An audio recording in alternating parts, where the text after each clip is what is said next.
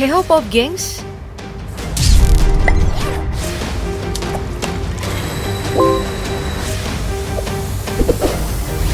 Perebutan wilayah Kashmir menimbulkan konflik abadi antara Pakistan dan India.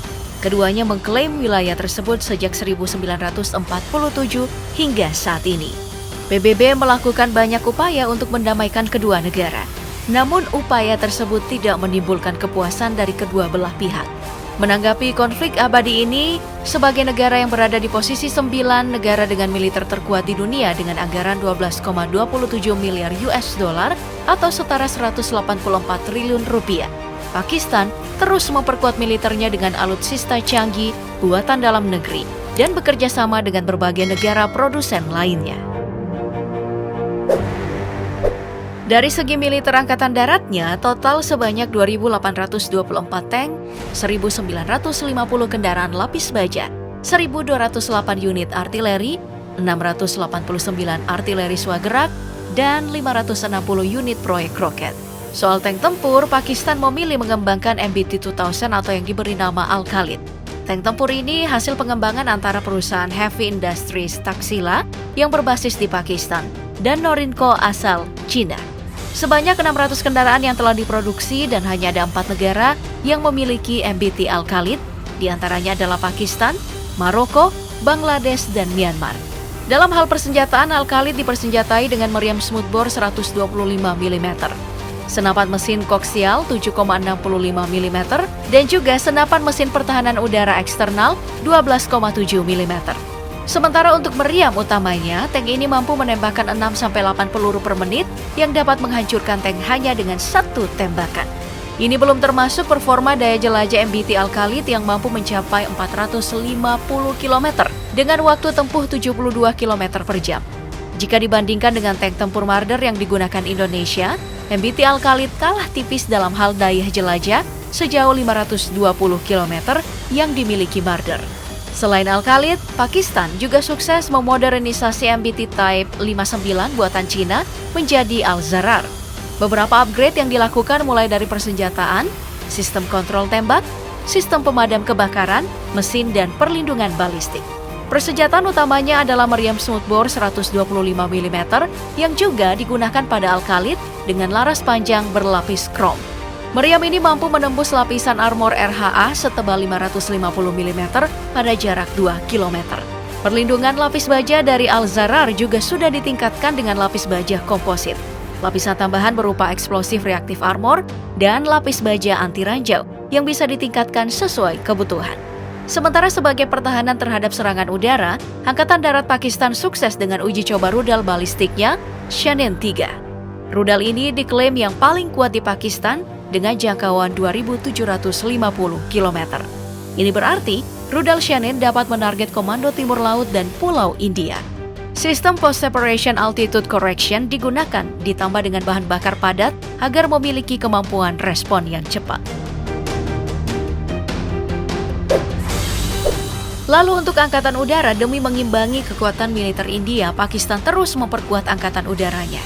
Ada total 357 unit pesawat tempur dan 57 unit helikopter tempur yang terus dihadirkan oleh Pakistan. Salah satu yang dihadirkan oleh Pakistan sebagai upaya mengurangi ketergantungan jet tempur buatan luar negeri adalah JF-17.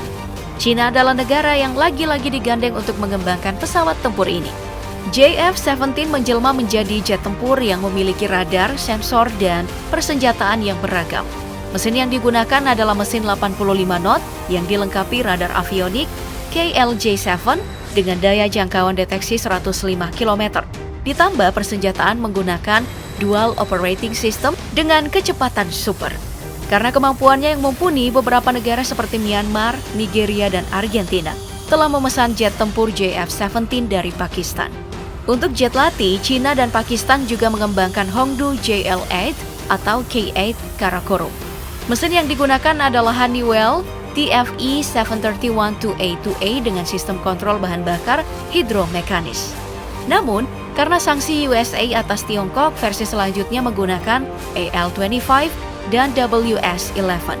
Dalam hal persenjataan, Karakorum memang tidak mempunyai senjata tetap. Tapi di bawah sayap, terdapat 4 pilon yang mampu membawa muatan senjata seberat 1.000 kg. Tapi, Karakorum bukan hanya berfungsi sebagai pesawat latih, tapi juga dapat digunakan dalam misi perang darat. Kemampuan ini yang membuat banyak negara berminat. Sekarang jet Karakorum sudah beroperasi di Mesir, Sri Lanka, Tanzania, dan Zimbabwe. Tidak hanya mengembangkan pesawat tempur dan jet latih, Pakistan juga merancang pesawat tanpa awak dengan nama Burak. Kemampuannya tidak main-main, dapat membawa peluru kendali laser yang dapat dikendalikan dan diklaim telah menewaskan 3 pemberontak Taliban di Lembah Syawal.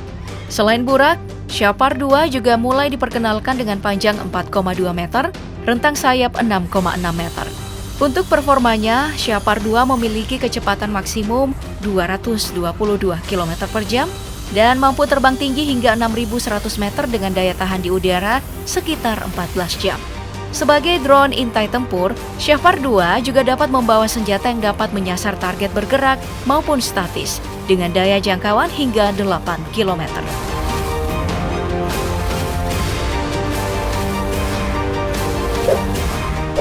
Tidak hanya tangguh di darat dan udara, Pakistan juga sangat disegani dalam hal rancang bangun alat tempur lautnya. Salah satu yang terkenal adalah kapal selam S-139 Hamzah.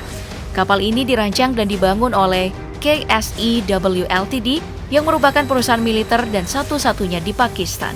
Bukti ketangguhannya adalah saat melakukan latihan taktis Sea Park 2022 oleh Komando Angkatan Laut Pakistan. Hanya dengan 1 kali tembak dengan torpedonya, S-139 sukses menghancurkan 1 kapal perang. Dalam menghancurkan kapal perang, S-139 menggunakan torpedo model DM-2A4. S-139 Hamzah adalah versi paling canggih dari desain Agosta 90B, sekaligus lebih maju daripada 2 kapal saudaranya, Khalid dan Saad. Kapal selam ini juga adalah pertama yang dilengkapi dengan sistem MESMA, sebuah sistem yang memungkinkan kapal selam non-nuklir beroperasi tanpa akses ke oksigen atmosfer. Fungsinya adalah mengurangi kebisingan yang dapat dideteksi seperti pada kapal selam nuklir. Untuk itu, kapal selam yang menggunakan sistem MESMA pada S-139 lebih tersembunyi dan hampir tidak bersuara. Selain itu, KSEW Ltd bersama Hudong Zonghua Shipbuilding yang merupakan anak perusahaan dari China State Shipbuilding Corporation bekerja sama membangun kapal perang peluru kendali multimisi yang diberi nama Zulfikar F-22P. Tugasnya adalah menyediakan pertahanan udara, ekstraksi, dan patroli zona eksklusif ekonomi. F-22P ini adalah versi peningkatan dari tipe 053H3. Kapal tempur ini dilengkapi dengan rudal, torpedo, kanon 76 mm, sensor sistem perang elektronik, dan sistem komando kontrol. Kapal ini memiliki berat 3.000 ton yang memungkinkannya membawa 1 helikopter anti kapal selam Z-9 Easy. Untuk pertahanan udara, Pakistan mengandalkan Tughril Type 054AP. Kapal ini kabarnya mampu melakukan serangan rudal, pertahanan udara jarak menengah, serta operasi pencarian dan penyelamatan. Tughril juga dapat beroperasi di perairan dangkal untuk misi perang anti permukaan.